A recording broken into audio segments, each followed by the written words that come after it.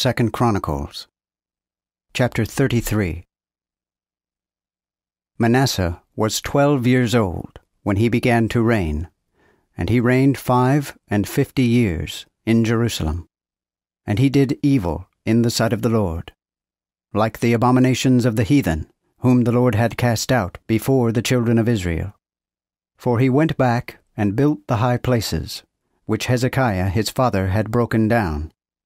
And he set up altars for Baal, and made groves, and worshipped all the host of heaven, and served them.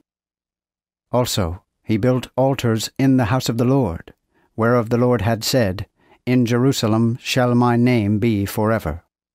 And he built altars for all the host of heaven in the 2 courts of the house of the Lord. And he caused his sons to pass through the fire in the valley of Ben-Hinnom. He gave himself to witchcraft, and to charming, and to sorcery, and he used them that had familiar spirits, and soothsayers. He did very much evil in the sight of the Lord to anger him. He put also the carved image which he had made in the house of God, whereof God had said to David and to Solomon his son, In this house and in Jerusalem, which I have chosen before all the tribes of Israel, will I put my name forever. Neither will I make the foot of Israel to remove any more out of the land which I have appointed for your fathers, so that they take heed and do all that I have commanded them, according to the law and statutes and judgments, by the hand of Moses. So Manasseh made Judah and the inhabitants of Jerusalem to err, and to do worse than the heathen whom the Lord had destroyed before the children of Israel. And the Lord spake to Manasseh and to his people, but they would not regard.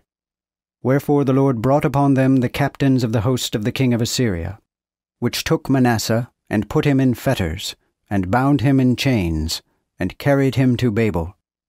And when he was in tribulation, he prayed to the Lord his God, and humbled himself greatly before the God of his fathers, and prayed unto him, and God was entreated of him, and heard his prayer, and brought him again to Jerusalem into his kingdom. Then Manasseh knew that the Lord was God. Now after this he built a wall without the city of David, on the west side of Gion, in the valley, even at the entry of the fish gate, and compassed about Ophel, and raised it very high, and put captains of war in all the strong cities of Judah. And he took away the strange gods, and the image out of the house of the Lord, and all the altars that he had built in the mount of the house of the Lord, and in Jerusalem, and cast them out of the city. Also he prepared the altar of the Lord, and sacrificed thereon peace offerings, and of thanks, and commanded Judah to serve the Lord God of Israel.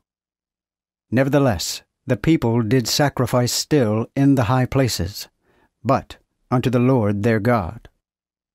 Concerning the rest of the acts of Manasseh, and his prayer unto his God, and the words of the seers that spake to him in the name of the Lord God of Israel, behold, they are written in the book of the kings of Israel, and his prayer, and how God was entreated of him, and all his sin, and his trespass, and the places wherein he built high places, and set groves, and images, before he was humbled. Behold, they are written in the book of the seers. So Manasseh slept with his fathers, and they buried him in his own house, and Amon his son reigned in his stead. Amon was 22 years old when he began to reign, and reigned 2 years in Jerusalem. But he did evil in the sight of the Lord, as did Manasseh his father. For Amon sacrificed to all the images which Manasseh his father had made, and served them. And he humbled not himself before the Lord, as Manasseh his father had humbled himself, but this Amon trespassed more and more, and his servants conspired against him, and slew him in his own house.